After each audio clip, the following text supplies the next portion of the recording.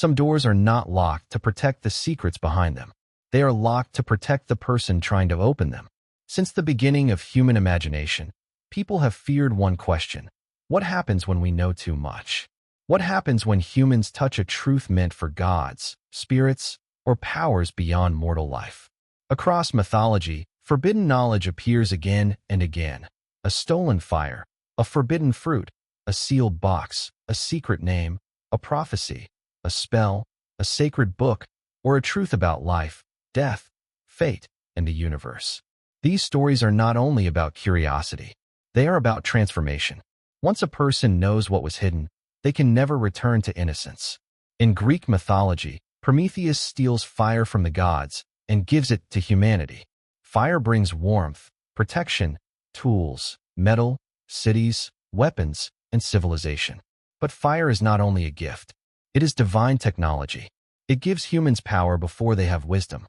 Zeus punishes Prometheus by chaining him to a rock, where an eagle tears out his liver every day, only for it to grow back each night. But humanity is punished too. Pandora is sent into the world with a vessel she is warned never to open. Curiosity wins, and when she opens it, suffering escapes. Disease, pain, war, old age, despair, and death. Only hope remains inside. Together, Prometheus and Pandora reveal the same truth. Knowledge gives power, but power always brings consequence. Fire builds cities, but it also burns them. Tools help us survive, but they can become weapons. Knowledge is not evil by itself. It simply magnifies what already lives inside humanity: compassion, ambition, fear, pride, greed, and violence. The same warning appears in Eden. Adam and Eve are forbidden to eat from the tree of the knowledge of good and evil. What is forbidden is not wealth or pleasure, but moral awareness itself. The serpent does not hand Eve a weapon. It gives her a question: what if this command exists not to protect you, but to keep you from becoming like God? When Adam and Eve eat the fruit, their eyes are opened. But the first thing they gain is not divine power. It is shame. They become aware of themselves. They realize they can be judged, that they can choose, and therefore that they can be guilty. They are not only expelled from a garden, they are expelled from innocence. Paradise is lost because, after knowing, they can no longer live as beings who have never known. This is the heart of every forbidden knowledge myth. Once you know, you cannot go back. That is why secret names are dangerous in many traditions. To know the true name of a god, spirit, or demon is to gain power over it. In Egyptian mythology, Isis seeks the secret name of Ra because the true name contains the essence of the being who carries it.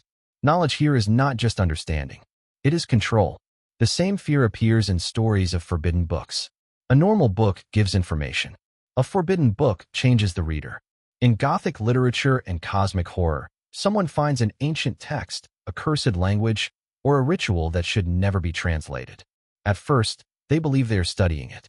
But slowly, their dreams change, their thoughts darken, and reality begins to crack. The terror is not only that they discover a monster. It is that they begin to understand the monster. Some truths do not make humans stronger.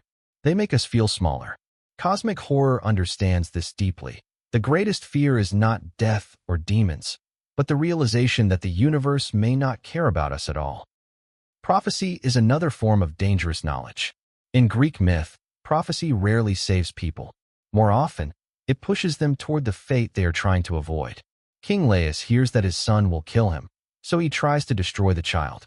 That very act begins the tragedy of Oedipus. Oedipus later hears the same prophecy and runs from the people he believes are his parents, only to fulfill the prophecy by trying to escape it. Knowledge of the future does not free them. It traps them. Cassandra suffers an even crueler curse. She can see the future, but no one believes her. She knows Troy will fall. She warns her people, but they ignore her. Her knowledge does not save anyone. It isolates her. Sometimes forbidden knowledge destroys not because it is false, but because it is true and no one is ready to hear it.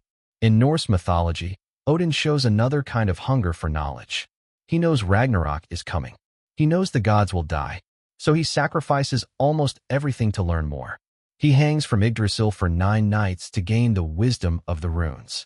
He gives one eye to drink from Mimir's well. He questions the dead and gathers secrets of fate. But Odin's wisdom does not bring peace. It makes him darker and more burdened. The more he knows, the more clearly he sees the end. His tragedy is that he seeks knowledge to defeat fate, but knowledge only lets him understand fate more clearly. These myths all warn us that knowledge without maturity becomes dangerous. When knowledge grows faster than morality, it becomes a weapon. When power grows faster than wisdom, it becomes catastrophe. That warning is still alive today. We no longer steal fire from Olympus. We split the atom. We edit genes. We build artificial intelligence. We create weapons that can erase cities. We collect data on billions of people. We look into the brain, the body, the code of life, and the deep structure of the universe. Prometheus has not disappeared. He has become the scientist, the engineer, the corporation, the government, and the civilization moving faster than its own wisdom can follow. Nuclear power gave humanity energy, but also the bomb. Biotechnology gives us healing, but also the temptation to redesign life. Artificial intelligence gives us tools of incredible power, but also raises the ancient question: what happens when humans create something useful, intelligent, and not fully understood? Mythology does not tell us to stop seeking knowledge. Humans will always seek. We survive by opening doors. We grow by walking into darkness with fire in our hands. But mythology asks us to remember the price. Do we seek knowledge for wisdom or for pride? Do we open the door to heal or to dominate? Are we ready to carry the responsibility of what we discover? Are we humble enough to put the flame down when it could burn the world? Forbidden knowledge destroys because it is a threshold. It gives power before wisdom. It removes innocence.